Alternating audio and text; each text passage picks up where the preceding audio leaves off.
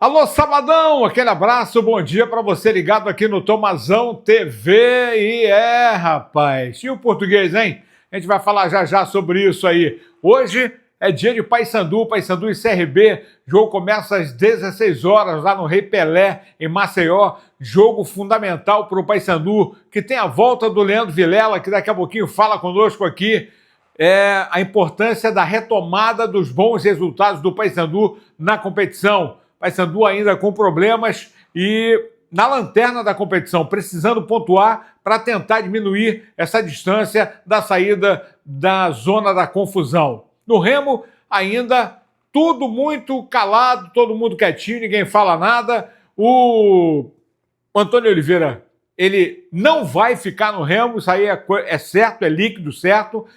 O problema da rescisão é o que está emperrando no momento, ele não abre mão, né? E o Remo tenta, de alguma forma, a negociação, e a gente fala até da saída de mais um atacante do elenco azulino, indo para o futebol do exterior.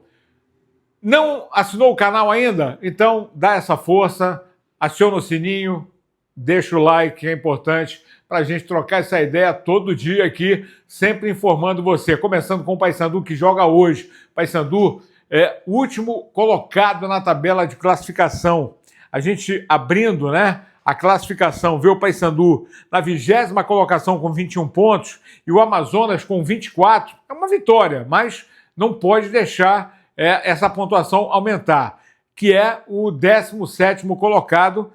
Depois tem o Volta Redonda com 23 pontos e com 19, 22 o América Mineiro. Quem viu o América Mineiro, hein? O Coelho de Belo Horizonte.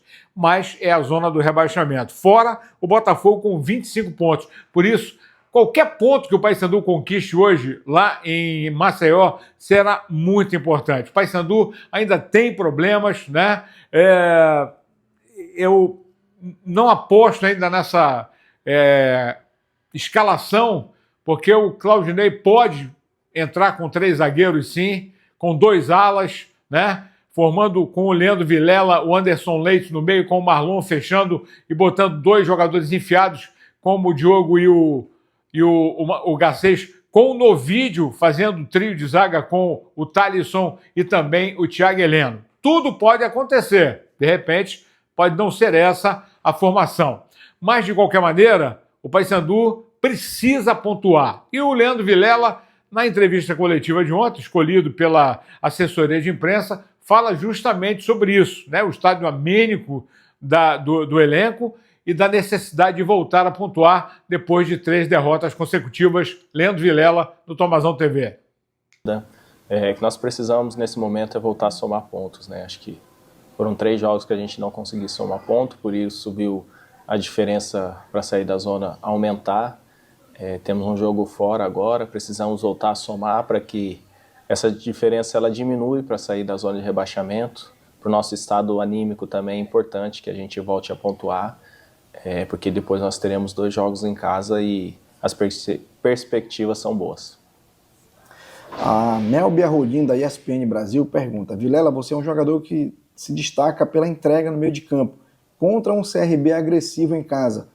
Como manter o equilíbrio entre marcação e saída de bola?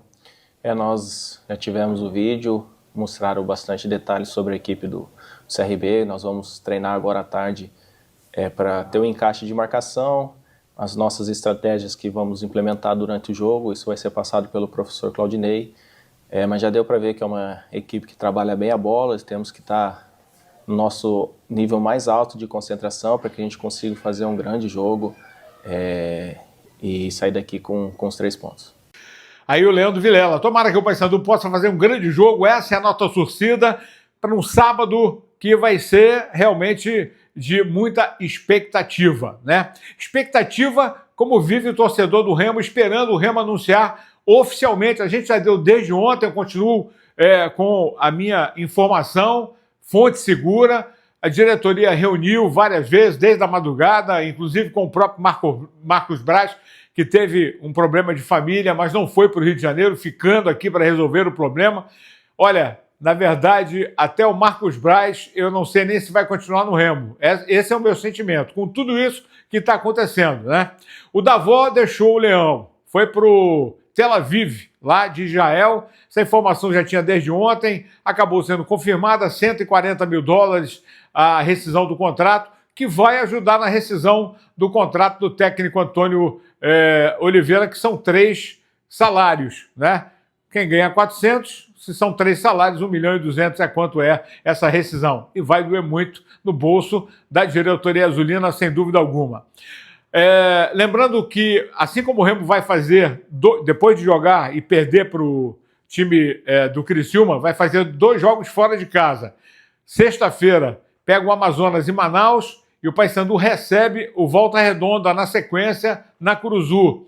Depois o Paysandu recebe, até perdi aqui, é tanto jogo, o América Mineiro, que é confronto direto. Aliás, os 2 jogos são confronto direto. É a chance do Paysandu sair da zona do rebaixamento.